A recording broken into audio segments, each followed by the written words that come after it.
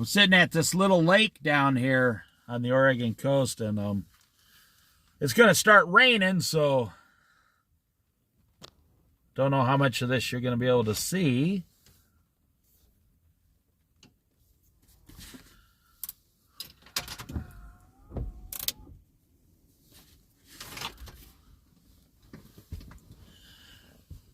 But there you can see part of my wiper. I bet that's exciting. It's because I am a video editing expert. That is why. You can see the holes in my dashboard on my my heater, vent. Because I am a video photographer expert. That's what's going on this channel. Luke. Chapter 12, verse 22, we just had two amazing Bible studies. The last two. One was Leviticus, and the other one was pretty much tied to it. Now we're going to Do Not Worry, chapter 22, Luke, verse 12. This is more needed today. This is more relevant today than ever before in history. Now, yes, men and women have worried, and children. It's a part of sin. In the Garden of Eden before the fall, nobody worried. Adam and Eve, before they sinned, they never worried. Nobody worried. Of course, there was only two of them, but they didn't worry. There was no worry. Worry is something that comes out of sin. Sin behavior. Sin, S-I-N, creates certain qualities and behaviors that are negative, miserable, downtrodden, so to speak. Worry is one of those negative effects of sin. You say, why do I worry? Well, it's sin. Because if you were really focused 100% on God, Jesus Christ, and the Holy Spirit, you wouldn't worry about anything. Now, how do you get rid of worry? By praying and by being thankful. You pray and trust Jesus, and then thankfulness for everything you already have. And worry flees away from you naturally. The enemy, the devil, brings worry into your life. And Jesus is trying to bring hope and peace into your life. The opposite of worry.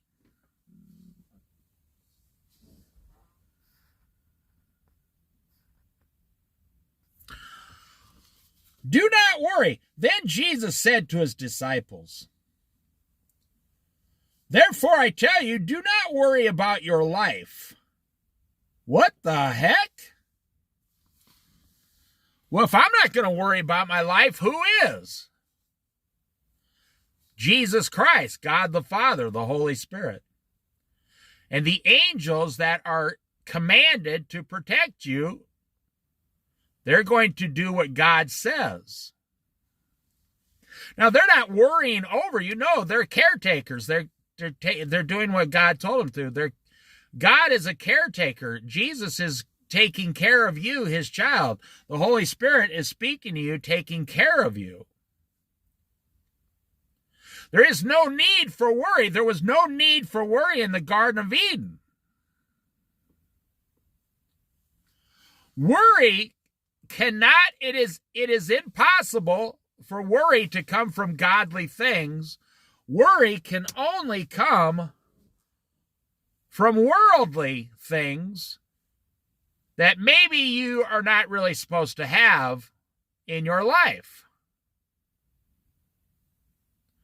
If you commit adultery, for example, you're going to worry that your wife's going to leave you. You're going to have guilty feelings and worry, sure. But if you're following God, Jesus, you're not going to worry about that. You're going to say, I don't commit adultery. No, I'm loyal and faithful to my family, and I don't worry about those kind of things because I do not get involved or partake or participate in those things. Therefore, Jesus says, I tell you, do not worry about your life. No, you're not even supposed to worry about your own life because Jesus is taking care of you. That's how you stop worrying about your life. You can go home and say, I lost my job. Jesus will say, oh man, are you serious? That's the last job I could ever get you. I can never possibly give you a better job than that one. You're really screwed for the rest of your life, man. No, Jesus is going to say, you lost your job. Well, why don't you take a couple weeks off and I'll find you another job? Jesus literally going to say, why don't you go fishing for a couple weeks and camping, get some rest, and I'll have another job for you when you get back. And what's funny is maybe your old job will call you. I had a job as manager of this restaurant, my first management job. We took that restaurant from a negative, like 40% profit losing, and we turned it around to a 200% profit gain. I was only 21 years old. But the store manager hated my guts. But I was the #1 restaurant in the entire Midwest region of the United States of that chain of restaurants. And it really annoyed this guy because I didn't put up with anything he said and no. He was a mean guy. He was from the Navy. He was in charge of keeping the ships clean in the Navy. And man, this guy rode me like a wet donkey. He hated my guts. And it didn't bother me. I just told him, I don't care what you say. I'm #1. And he could never fire me, never fire me. Well, after a few years, I went off and got another job. He got 2 other managers after me, and they both failed. And this guy hated me, just like 18 months earlier, hated my guts. I didn't like him. He was trying to find me, to call me, to ask me if I want my job back. That's what I'm saying. You lose your job, you don't think God can't find you another job? What are you worried about? You lose your house, God's going to find you another house. I mean, if you lose your house, maybe you'd be lucky. Maybe you'll lose your house payment with it. You won't have to make the house payment. Maybe the insurance will take care of it or something. Do not worry about your life, what you will eat, or about your body, what you will wear. Man, does that say today, what do people... They worry about what you see the food videos I make, potatoes and vegetables.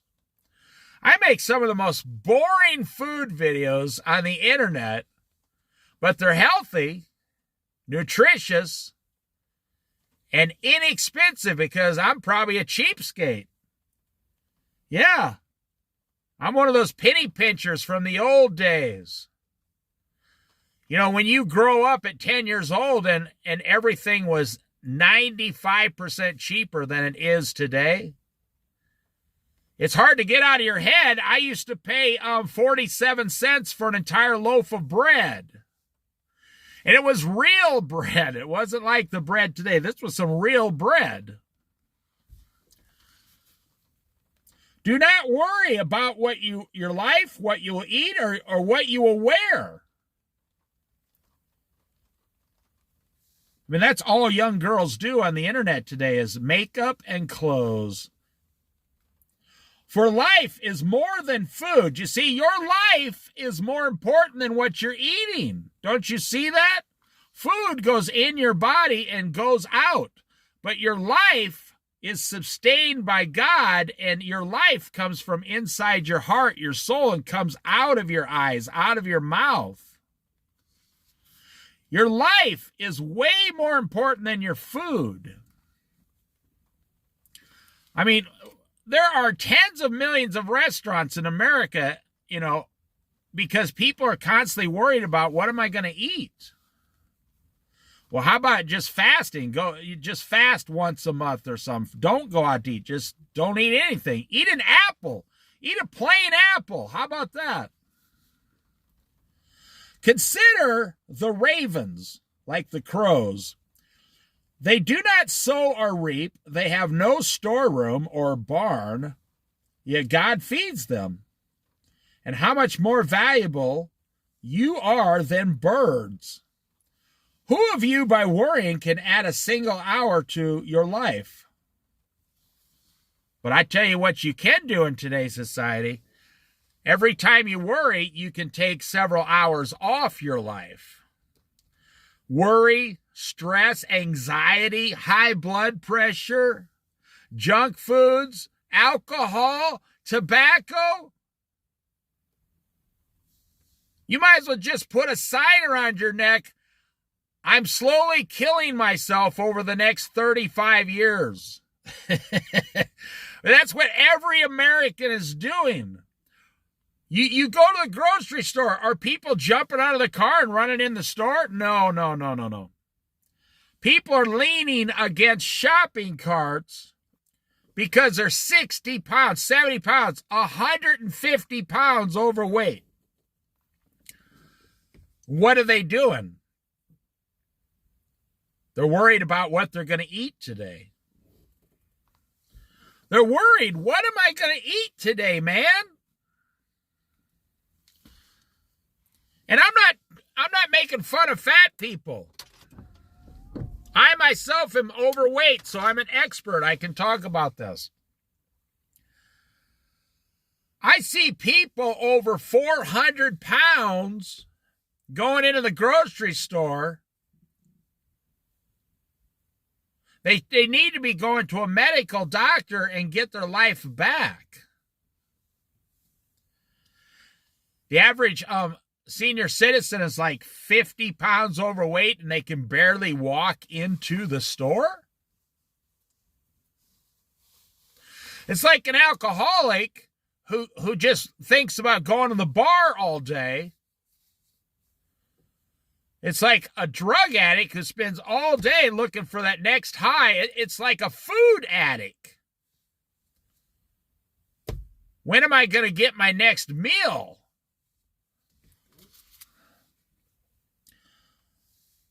How much more valuable are you than birds?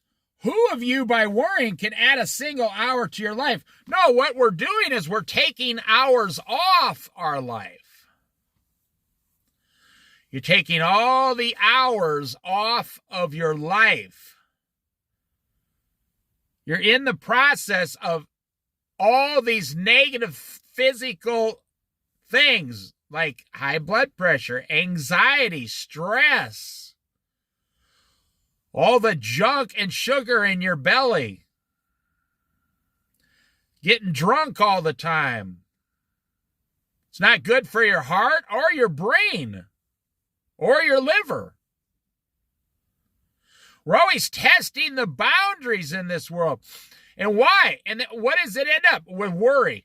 What is Jesus saying here? All these things are just causing you to worry. That's why he's telling you, that's why he's using these things as examples. Because he's saying, when you sit around thinking about food and what you're going to eat and clothing and storing up and big houses and big cars, this is causing you to worry. And this worry is causing you stress and anxiety. And God loves you more than that. God loves you more than that. Who of you, by worrying, can add a single hour to your life? Well, you're only taking away from your life. Since you cannot do this very little thing, why do you worry about the rest? Now check this out. God just told you, I'm in charge of how long you will live. it doesn't matter if you go to the gym or eat hamburger or chicken. I, God, am in charge of how long you will live. He just said if you cannot even add 1 hour to your life, he's saying you don't have the power. You are not in charge of adding hours to your life. Only God is. God told the king, I'm going to take your life. And the king was wailing and weeping, and the prophet, and God extended his life 13 years, I think it was. Only God can extend what he's in control of.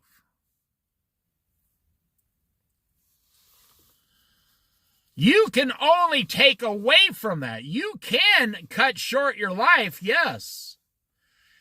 You see, you think by owning a house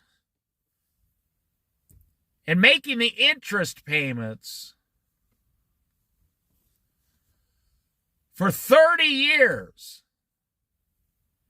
and by putting the largest majority of your income into this house, like 35% of everything you make goes into this house eventually, with insurance, water, electricity, roof costs, sidewalks, whatever, mowing the lawn, a new garage door, whatever. And you worry about that. You spent 35% of your entire life getting a house that you're going to lose the day you die. Now, I've proven in other videos, if someone takes 50% of whatever their house payment is and then just rents, but they take the other 50% and you put it into a good mutual fund over the last 30 years, you would be a multi-millionaire right now. Over the last 30 years, there have been mutual funds out there paying 16% every single year without fail. You can talk to Dave Ramsey about that. Dave Ramsey. There are mutual funds like 10 years ago that were paying 80%. And they're not risky. They're very good mutual funds. They're all still there. If you put $800 a month into rent, just rent someone's house 30 years ago, and the other $800 a month that you would spend on your own house and all the interest and everything and put it into a mutual fund for 30 years, you'd have like $6 million in the bank right now.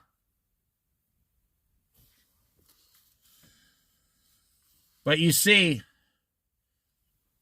the devil has tricked you. Worry comes from sin, the devil. Worry comes from the devil. The devil has said to you, and I'm going to talk to men here, M-E-N, my fellow man, men, not women. You just have to listen, ladies. I'm talking to men specifically here.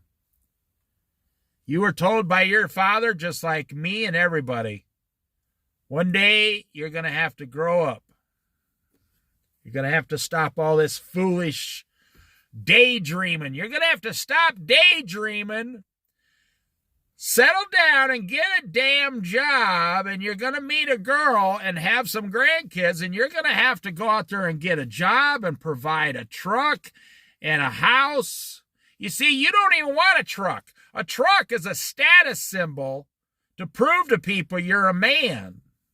And a house is to prove to everyone around you, I got this house, I take care of my family. Because we were told as men since we were born, one day you're going to have to go out there and get a house and a truck and get your wife a car, and you're going to have to provide everything, and you're going to have to. And when we would ask, well, how am I supposed to afford all this? Our fathers told us, don't ask any stupid questions.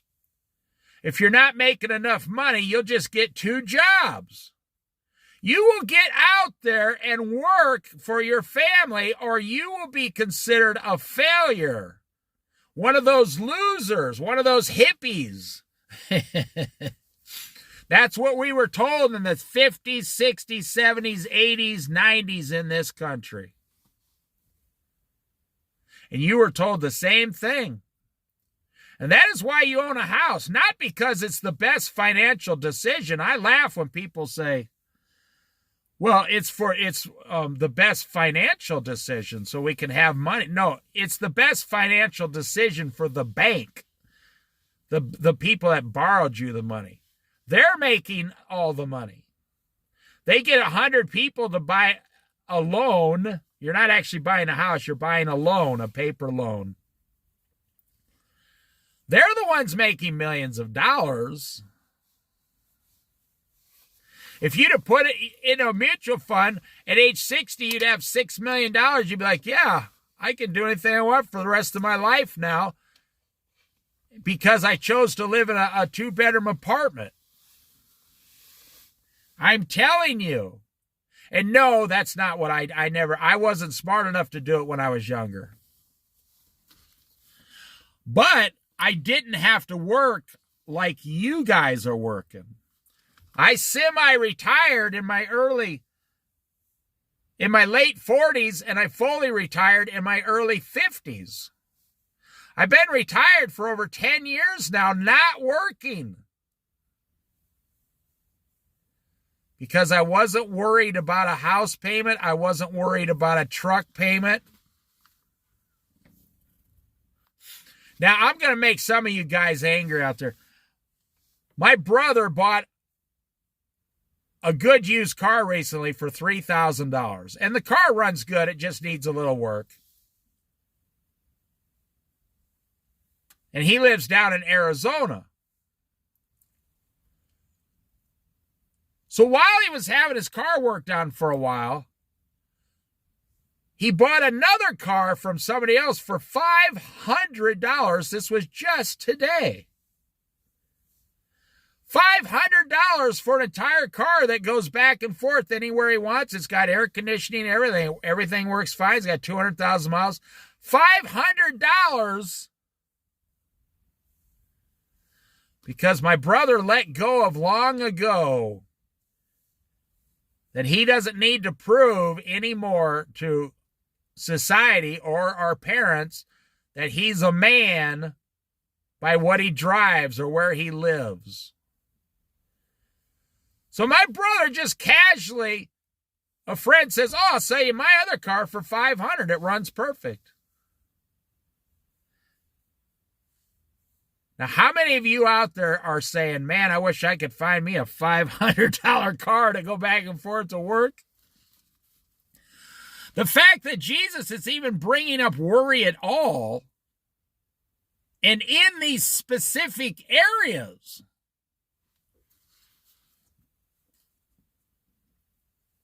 housing, food, clothes, your body, what you're going to eat. You know, I'm going to sound a little crazy here, but I know a lot of you guys look at the crows. You know, you'll sit there eating your lunch, wherever the crow is just sitting in the tree, waiting. The crow just sits there. Sparrows go back and forth and eat all day long. The crow just sitting there waiting. Just waiting. Does nothing. The crow is one of the laziest birds on the earth because it's one of the smartest, most intelligent birds on the earth. And it just sits there and sits there. And when the crow gets a little too much, it goes and puts it and hides its food in the bushes where only it knows where it is. And it remembers exactly where the food is hidden. I don't know how it knows that, and the crow just sits there. Doesn't build a barn, doesn't store anything, just like eats and poops and mates with the female crows, and they have eggs. And it flies across the river every day. These crows flies across the river over to a whole bunch of trees where they got nests and stuff in a forest where there's no animals to attack them. And they're safe and all that. And I'm telling you, You sit there and you watch that crow, and you're working 60 hours a week trying to get, this is going to sound stupid, but you'll understand what I'm saying. You're working 60 hours a week to get the same damn food the crow gets for free. I've thought about that a lot in my life.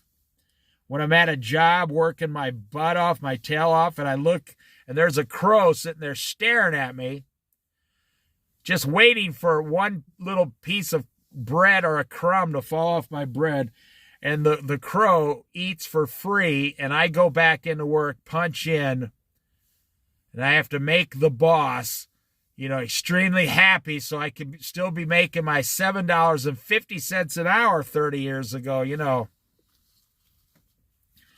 Jesus says, why are you worried?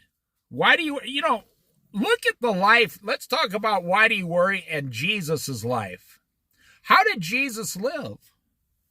How did Jesus do it? Okay, guys, we need to build a cabin in the woods. No, he didn't do that. He didn't build a shelter. He didn't take a tent with him. Now, a lot of people say, well, he was Jesus, so no, the same Jesus is here to help you, me, anyone. I lived in a van once for like 3 months. I lived in the back of a station wagon once for 3 months. I lived in a drug-ridden neighborhood in Colorado for 5 years because the rent was cheap. And now I never once had a problem with anybody. Not one person ever really confronted me in a negative way. I'm telling you, I've never paid a lot for rent because of Jesus. I know a guy who's on Social Security, and he's been living on the Oregon coast in the woods in the exact same spot for 15 years now. He has a tent in a national forest, and he comes into town every day, like 5 days a week. And he's lived out there for 15 years. Even and I'm not making a story, I'm one of the few people that he talks to. Well, because I go talk to him, I annoy him, and he laughs and stuff.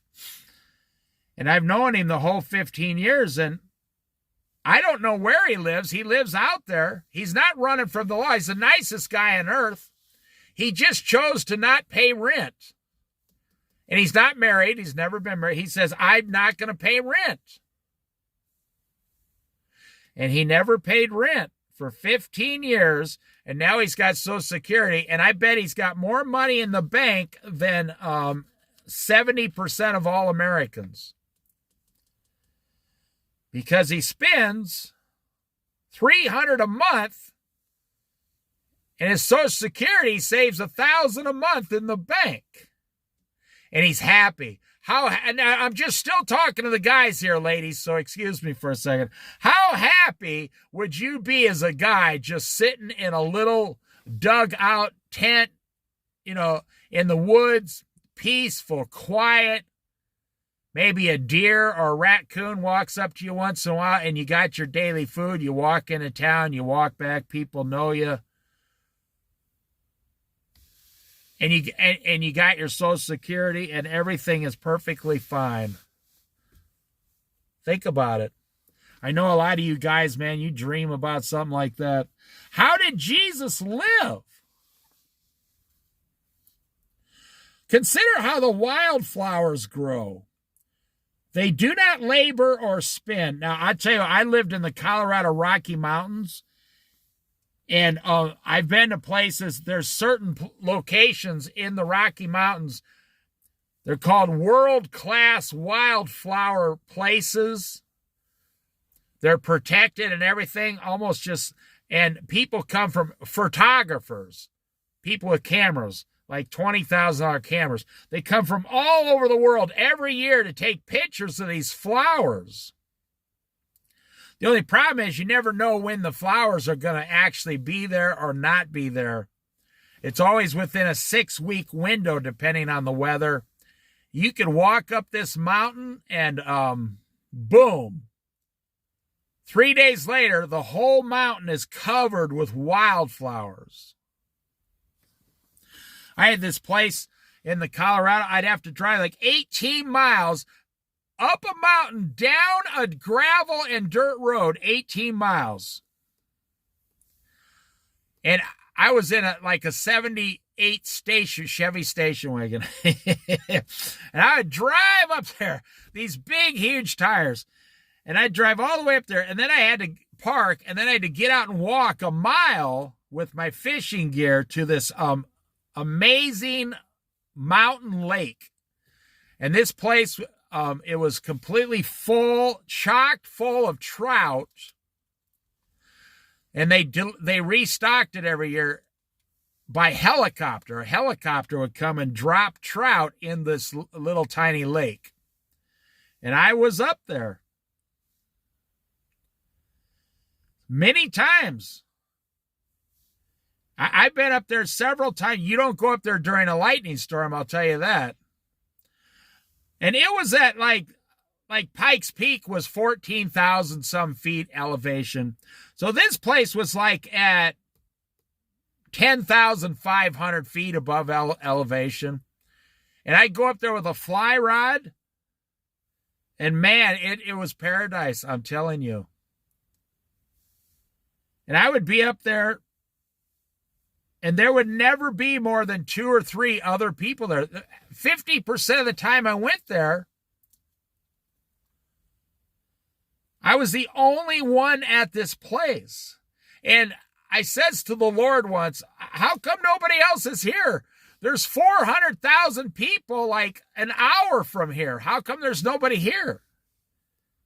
And the Lord showed me in my early 30s. Because they're all in town worried about their money. They're all in town working for more money. They don't even see this beautiful place. They don't even know this beautiful place exists. Well, I got sidetracked there. Someone came right up to my window and started talking to me out here. So somebody about 12, 15 years older than me. So the Lord told me, everyone's in town. I said, all 400,000 people are in town. And the Lord said, well, they're not here fishing at the lake with you, are they? You're the only one here. That happens to me on the Oregon coast. I'm the only one standing at a beach. And I'm like, what is there, like a couple 100,000 people on the coast from border to border at any one given time going up and down the highway? And I'm at this beautiful beach and I'm the only one there? Because I'm not worried. I'm not worried about my house or my truck payment because I don't have that.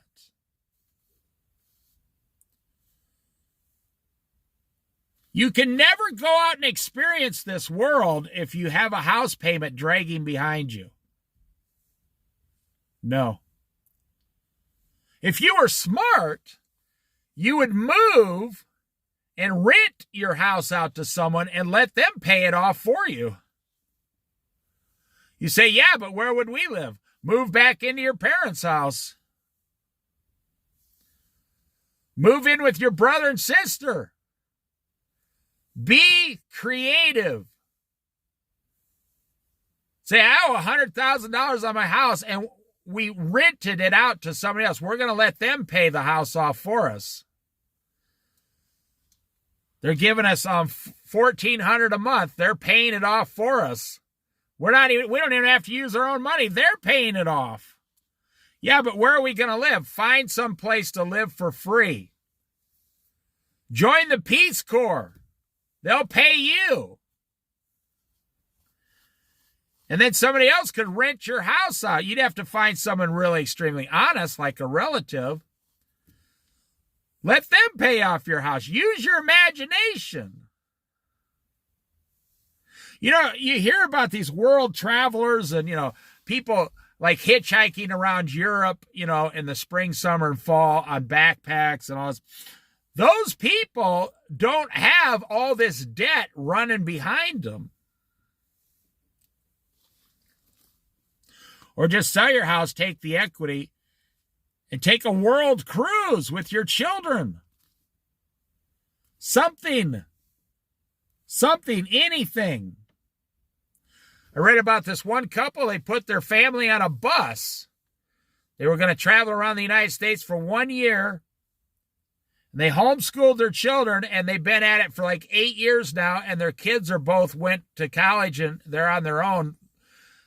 The man and the woman, they never went back. I know this other couple. I don't know them personally. I read the stories. This, in the news, the positive side of the news.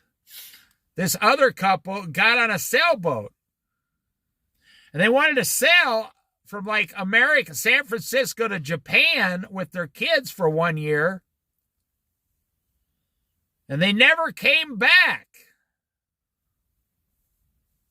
I'm telling you. Why do you worry? Jesus doesn't worry because Jesus doesn't have a house payment. Consider how the wildflowers grow. Now, I told you that story about the wildflowers and the mountain lake in Colorado. And why don't you have stories like that?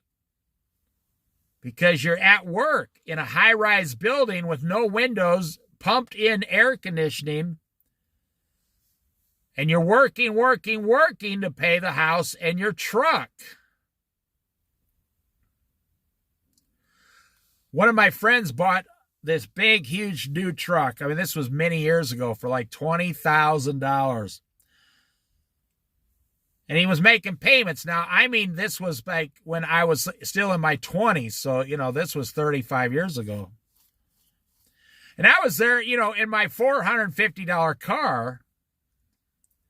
And my friend was bragging. And we were fishing. And he said, we were there like 4 hours. He says, well, I got to get going. I said, where are you going? It's Sunday night. He said, well, I got to get up and go to work tomorrow. I said, how much is your truck payment? He said, like $300 a month. That was a big payment back then. Now a payment for a new truck's $900. He said, I got to go home, make my truck payment. And my other friend said, well, I got to go too. And they said, what are you going to do? I said, well, I don't have to go to work tomorrow. I'm going to stay here and keep fishing until the sun goes down. I'll talk to you guys later. And by the time they left, I started catching the best fish because the sun was going down. And I had that experience all by myself, but they had to leave. They had to go into town and worry about things. Worry. What are they going to eat? What are we going to wear? Where am I going to live? Where am I going to make my truck payment? How am I going to get enough money for my house payment? And you see, the system is broken and rigged, R-I-G-G-E-D, rigged, broken. Every time you turn around, inflation. Every time you get a 75-cent raise, inflation takes it away now. Every time you get a hold of something, your insurance goes up on your house or your car. Or your cell phone goes up. Or they talk you into getting more Netflix stuff on your internet or whatever, Disney Channel, whatever. These are some real issues. Because you signed the contract. You owe the money.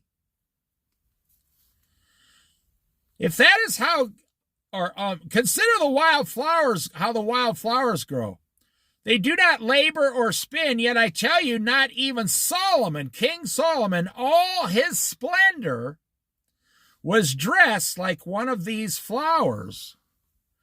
Now that is profound to me. I'm getting excited now.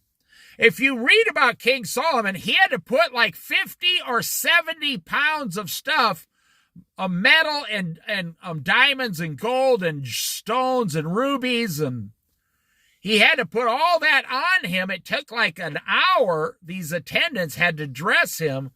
And this guy, when he went out, he had like $20 million worth of stuff on him. And every little piece was had some significance to God. But what does God say? What does God, Jesus Christ in the flesh, say right here? What does God say about that?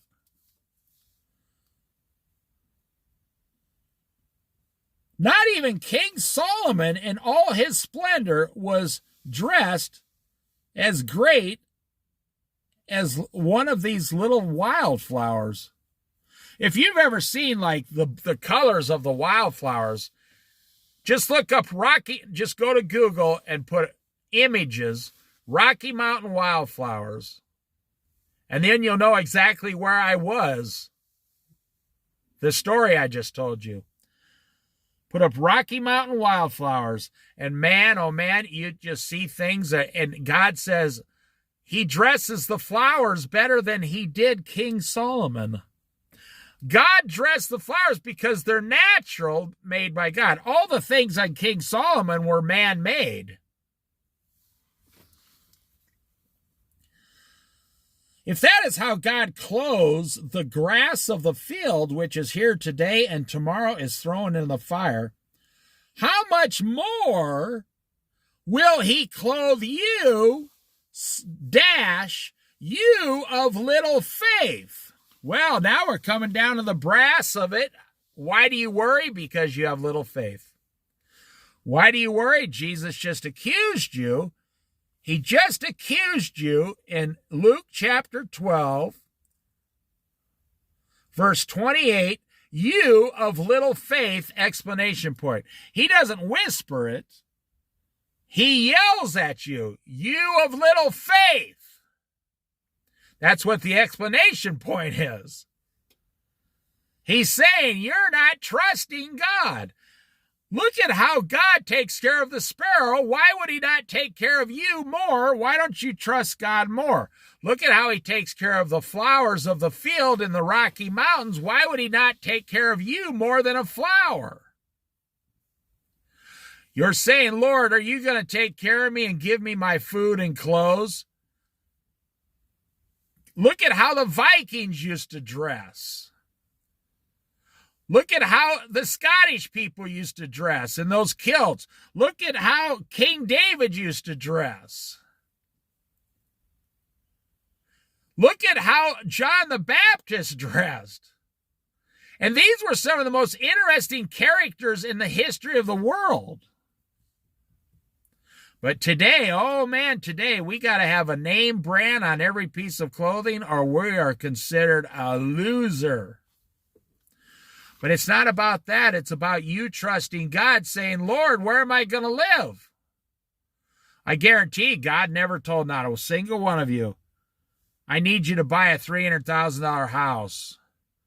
I've never once had a Christian tell me God told them to buy a $300,000 house. I've never once in my life heard a Christian tell me that. They say, well, my dad and my parents, and, they helped us with the down payment and we got a good interest rate in the bank and, we got to live somewhere. So, now I got to pay $1,400 a month on this house payment. Well, of course the bank's going to tell you that. Why would the bank not tell you that? The bank's going to tell you that because you're a customer making them hundreds of thousands of dollars. It's the only product in America that's guaranteed to bankrupt you for life. Yeah, but when I turn 65, I get to resell the house for less than what I paid for it. People have this idea that everybody bought $50,000 houses 40 years ago in California, and now they're all worth $1 million. They say, okay, so for 40 years, I only paid $50,000 for this, and now I'm a millionaire. That's not true. It's a lie. What do you think they paid for 50 years? On the roof, the sidewalks, the driveway, the taxes, the insurance, the new pipelines, the plumbers, the carpenters, the new roof shingles. They didn't pay $50,000 for that house. Electricity, water. They paid several $100,000 in 40 years for that house. And now, because the economy's completely out of control, it goes to $900,000 and they think they made a good deal. Okay, so you turn 70 years old, you get $900,000, and I don't mean to sound mean, but 5 years later you pass away and your children, who have never done one thing for you, get your $900,000. And then they go up to a probate lawyer and scream and yell and fight each other over this $900,000. And they end up hating each other, and and what do? They each get $300,000, okay, and they go and, do they pay off their house? No. They waste all the money like everybody does. And Jesus is telling you here, if you were just one of the lilies of the field, you would be better off than the life you're living in worry. I don't know if you're like an outdoor guy like me. When I see like 10 acres on the side of a rocky mountain with all the evergreens, just like 10 acres of solid wildflowers, man, I almost start crying. It's so beautiful.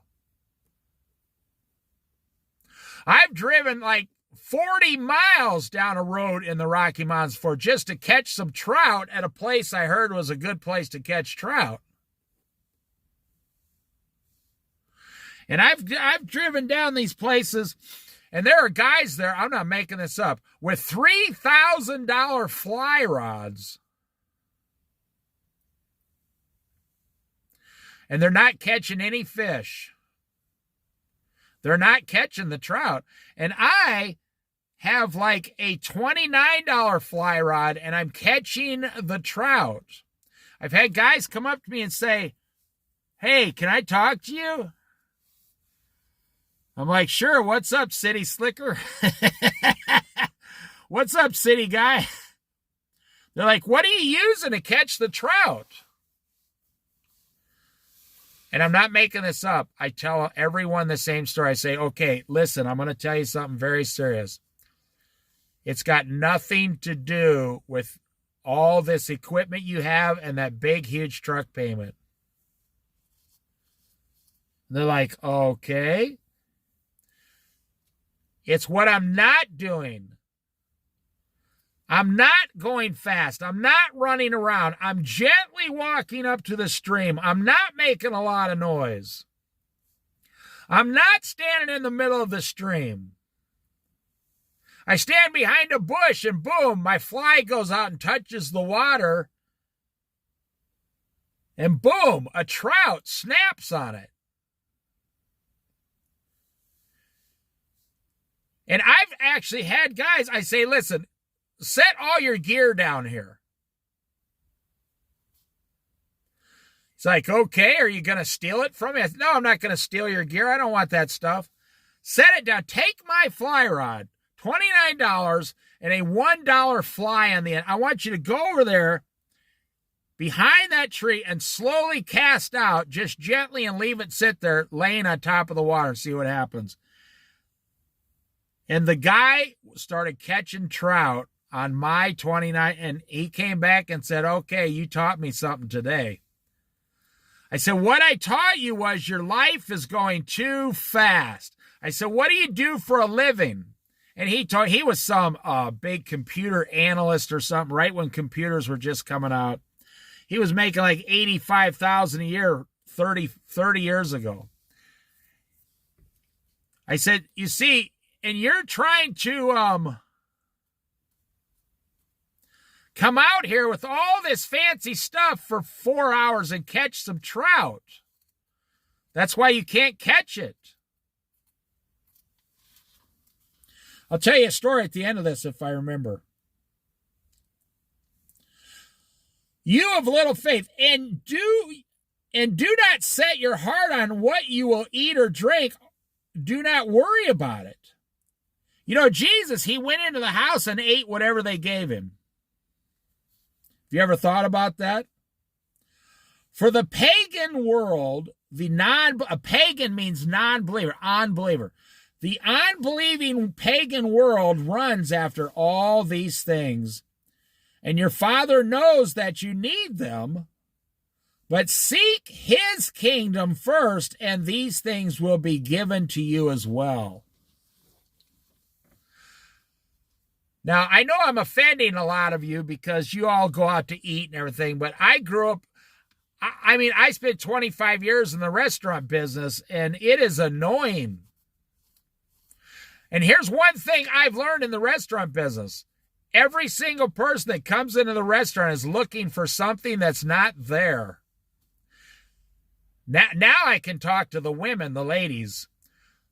The ladies are the one that talk men into going out to eat. The guy could just eat a hamburger in his truck. He doesn't care. He's like, okay, there, I ate. We're done. Let's go do something else. The lady's like, well, no, I want to go into the restaurant. I want to order a glass of whatever. I want to get a nice plate of food. I want to sit there and absorb all the ambiance. I want you to hold my hand and be and be romantic to me. The guy is thinking, how can I hold your hand if I'm eating French fries? I can't do both, right? You're looking for something that's not there. You know, people, they're like, they come into the restaurants I work at, and I'm like, I'm sorry, folks. We only sell food and drinks here. We don't sell emotional satisfaction. I mean, I will tell you a quick story. I had a guy, this is a true story. He came from the New York, and he was this happened to me 20 years ago at the restaurant I was working at.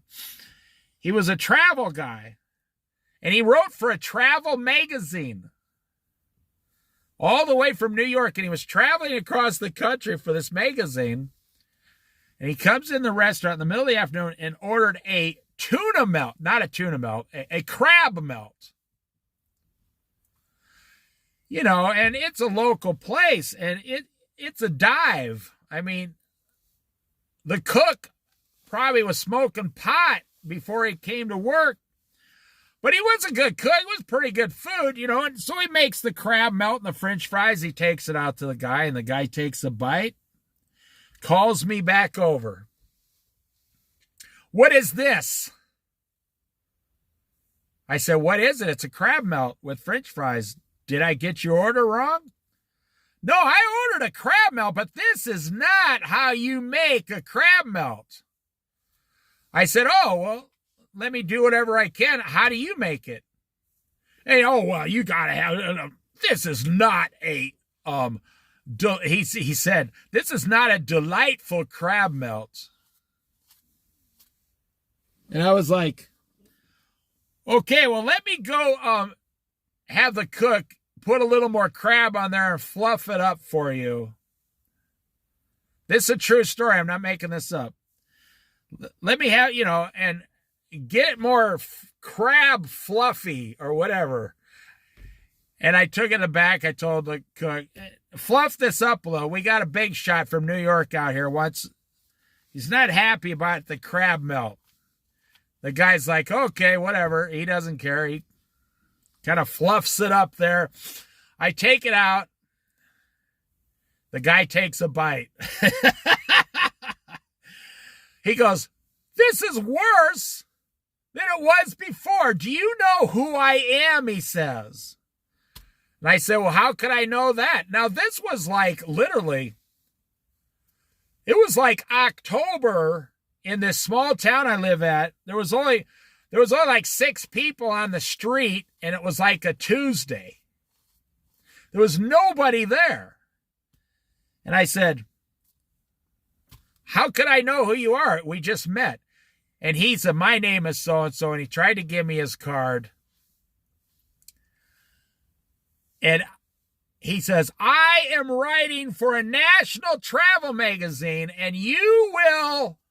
Now, we're still talking about worry. Worry, worry, worry. I'm just giving you a story. And I have the power to tell people in the magazine where to eat and where not to eat. He says, do you have any idea how I have the power to affect your business? And I said, oh, okay, I see what's going on now. You think you can drive through town for 1 hour and you're going to affect a restaurant on the West Coast that's been here 30 years and makes okay crab melts. You think that the less tourists are going to come here, like from Eugene, Oregon, or Portland, because of something you wrote? I said, oh, no, you ain't got no power. I said, you are in a town of hillbillies, man. They either come here or they don't, and 4 months a year we have the tourists, and that's it. The guy started cussing at me. He says, listen, I want you to go in the back of the kitchen, and this is how I want my crab melt made. So he was sitting at a two-top, 2 chairs at a table. I pulled the other chair out, and I sat down, and I said, this is what I'm going to do for you. And I took his crab melt, and I started eating it myself. He says, what are you doing? I said, I've decided to take my break while you're still complaining. Go ahead, I'm listening. This crab melt is delicious. And I ate the other half of the crab melt in front of him while he was threatening me.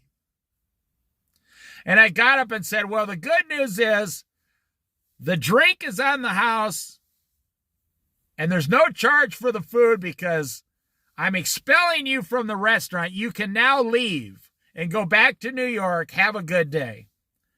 We don't need you to come out here complaining. We're all just having a good time here today. So have a good one. It was nice meeting you. And the guy started yelling in the restaurant. There was only one other customer. I demand a such crab melt. And I just walked away. I said, take care. We'll see you later. And after about 15 minutes, the guy got up and left. And he yells, I'm going to send you a copy of the magazine. And I never heard from him again. We were never in a magazine. We never, no, he just Jesus says, why do you worry? Why do you run after these things? Because you have little faith. I'm telling you, you should have seen the look on the guy's face when I sat down and started eating the other part of the crab melt. It was epic. That's all I can say. For the pagan world runs after all these things, and your Father knows that you need them, but seek God's kingdom first, and these things will all be given to you as well. What we're doing in this world is we're seeking the world first, and then God part-time. Hey, God, I'm going to spend 80 hours a week in the world. Wait here, and then every Sunday I'll come spend 8 minutes with you. So you're receiving what the world is giving out, but you're not receiving what God is wanting to give out because you spend more time with the world than you do God.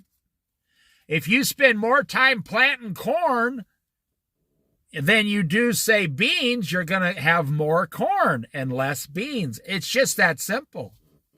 If you spend more time in the world than you do with God, you're going to have more of the world than you are with God. Now, what does the world give? House payment, car payment, truck payment, credit card payments. This is the things, this is what capitalism is. You serve capitalism like a happy slave, a servant. You just complain a lot because you know there's this guy named Jesus, and he proved, I will just go down on the earth and prove that I can live better than they can. And he did. And for all the Christians, it's annoying because they want to know how Jesus did that, but they are stuck in the world. You're stuck. You spend more time with the world than you do with God. If you want to receive the things of God, you have to spend time with God.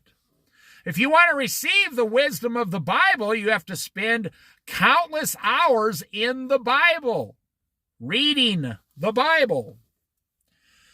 It should not be a confusing equation. It should be a simple equation. 2 + 2 is 4. 1 + 1 is 2. We're almost done. Do not be afraid, little flock. He's talking to the believers. Do not be afraid. You know, is your wife going to stop loving you because you sold your house? Well, maybe she will. You should ask her first. If you sell your house, you might lose your wife. And what does that say? Well, my wife only loved me because of the house. She doesn't love me personally. Look at a Native American Indian woman. She would fall in love with a man and live in a teepee outside. She never said, I love this man because he's got a great teepee. I know that sounds funny and stupid, but she doesn't say, I love this man because he's got the best teepee in the village. No, she loves the man. She loves the children. She loves her life. Is not, what did we just read? Is not life more valuable, more important than food and clothes? But in today's society, in 2024, if you plan on getting rid of your house and your payments and your credit cards, you better talk to your spouse first because they might leave. Do not be afraid, little flock, for your Father has been pleased to give you the kingdom. See, you're not getting it out there. You're not understanding. God doesn't want to pay off your credit cards. God wants to give you the kingdom of God. And what are we going to receive for all eternity after the 1,000-year reign with Christ? The kingdom of God is going to be our personal possession for following Jesus. God's not worried about your house payment or your car payment. No, that's something you did to yourself. God is pleased. It gives God pleasure to make a kingdom for his children. Wow. Seriously, think about that. God says, I want to give you the whole kingdom. The whole kingdom. Now, remind me to tell you a story about the old guy fly fishing here. Do not be afraid, little flock. Your Father has been pleased to give you the kingdom. Sell your possessions and give to the poor.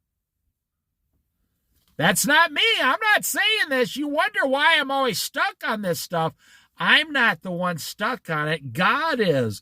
God has a problem with people owning a lot of stuff and having a lot of debt. God has the problem with it. I'm only repeating the words.